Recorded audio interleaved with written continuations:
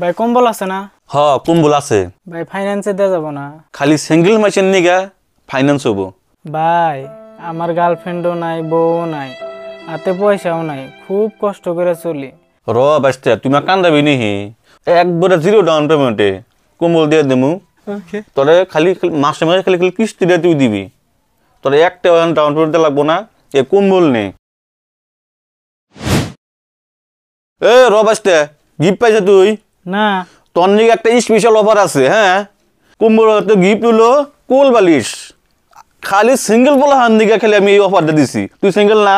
হ খালি এই সিঙ্গেল বলা হান দিকে আমি খালি গিফটটা রাখছি। এটা নে,